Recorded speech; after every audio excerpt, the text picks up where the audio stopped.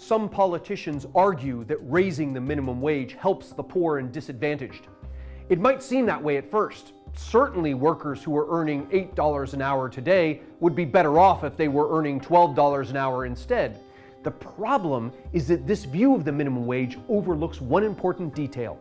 A $12 minimum wage doesn't force employers to pay $12 to every worker. It forces them to pay $12 to the workers the employer chooses to keep. The employer pays $0 to the workers that get laid off or who are never hired in the first place. Let's look at an example.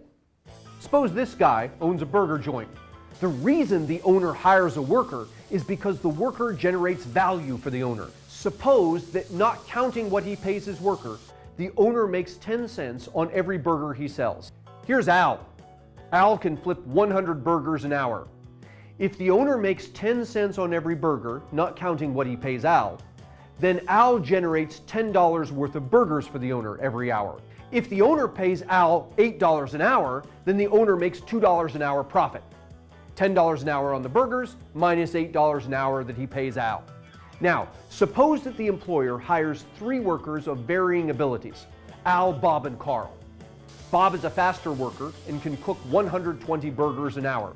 Carl is a slower worker and can only cook 90 burgers an hour. Since each burger is worth 10 cents to the owner, each hour Al produces $10 worth of burgers, Bob produces $12, and Carl produces $9. Suppose the owner pays Al, Bob, and Carl $8 an hour each. After paying the workers, the owner earns $2 an hour profit from employing Al, $4 an hour profit from employing Bob, and $1 an hour profit from employing Carl. In total, the owner makes $7 profit per hour from employing the 3 workers. Now, suppose the government imposes a minimum wage of $9.50 an hour. What does this do to the profit of our 3 workers?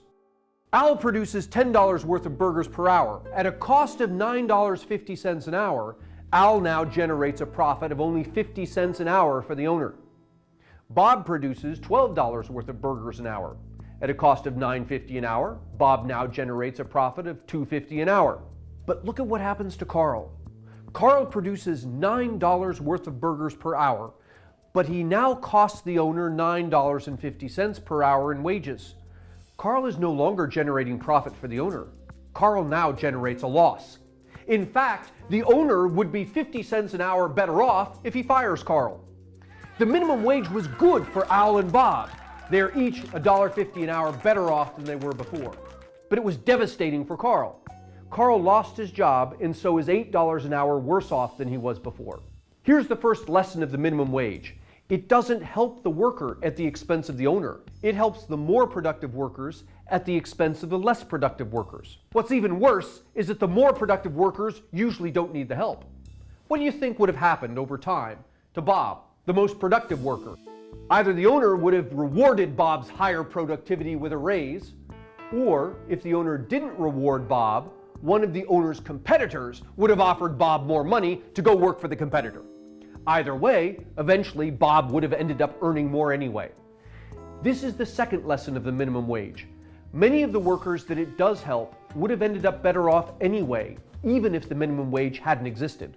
It works this way in the real world.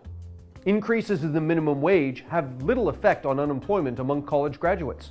Increases in the minimum wage increase unemployment among high school graduates. And among the least skilled, least educated workers, increases in the minimum wage significantly increase unemployment. The minimum wage may be a well-intentioned policy, but it often hurts the very workers who are in most need of our help.